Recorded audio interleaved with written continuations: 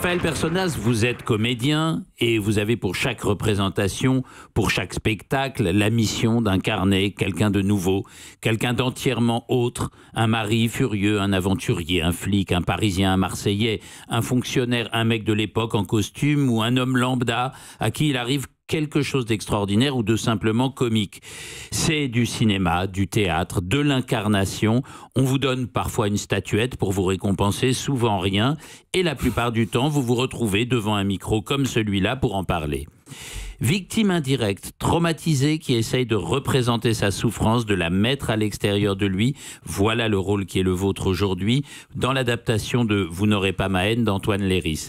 La mémoire des événements du Bataclan, comme d'autres événements liés au terrorisme et au massacre, c'est d'abord une hébétude, une incompréhension totale qui déchire votre mémoire, défigure le monde pour vous, et puis un syndrome bien particulier qui consiste à rester prisonnier de ce moment qui se répète, s'entend dans tout, derrière tout, le moindre bruit, le plus lointain pas de course, et vous bloque éternellement dans un instant, sans capacité à reprendre la parole.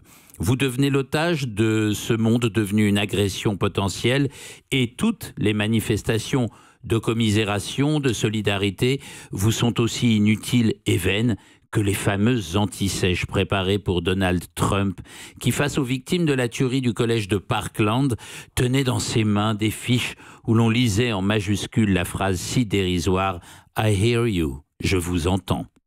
Car l'empathie, on le voit dans cet épisode désolant, ça peut se feindre. Quand on n'est pas victime, on choisit son statut et pour certains, le plus avantageux, c'est celui de l'écoute. D'où le « je vous entends » de Trump. En vérité, le traumatisme a ceci de tragique qu'il ne se partage jamais vraiment. Il faut toujours en assumer une part tout seul et c'est immédiatement une injonction à vivre ou à mourir. Celui qui parle, écrit, eh bien c'est celui qui vivra. Le silence d'une salle face à un texte comme celui d'Antoine Léris, il contient tout ce paradoxe qui est celui d'un accompagnant de victimes. C'est la même chose pour ceux qui vivent près de déprimés. Leur présence paraît inutile, leurs mots sont inaudibles par la personne, mais leur absence serait la pire chose possible.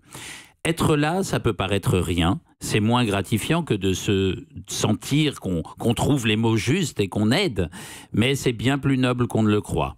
Et ces mots, ce « être là » dans le présent, sur scène ou dans l'obscurité de la salle, c'est curieusement ce qui unit pendant 1h30 de sombre magie l'acteur et le public auquel il s'adresse. La sincérité est cette chose si délicate qui rétablit le lien et permet d'aller de l'avant. Le contraire de la mauvaise foi d'un Trump qui laisse les collégiens à leur traumatisme.